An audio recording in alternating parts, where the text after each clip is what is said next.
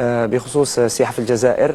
من قبل كنا نديروا تعريف للسياحة في الجزائر، صحيح. أما الآن رانا في تطوير السياحة في الجزائر من خلال تطوير البرامج السياحية، الهيكلة والفنادق، مثل الفنادق، النقل، الإطعام. يعني في الآونة الأخيرة رانا في التطوير، خرجنا يعني من التعريف اللي كنا من قبل نعرفه بالجزائر ونقوم بالخرجات السياحية الاستكشافية لفائدة الصحفيين وفائدة وسائل الإعلام الأجنبية والجزائرية.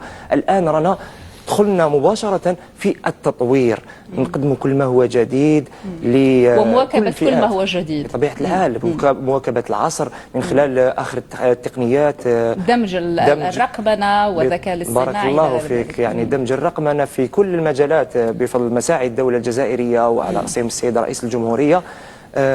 رانا في سنة 2026 لابد يعني نواكبوا العصر خلال تقديم كل ما هو جديد وتسهيلات بطبيعة الحال. الآن يعني السائح ما يسحقش يشوف ويعرف فقط، ماذا به يتعرف عن كثب عن كل شيء بما تزخر به الجزائر.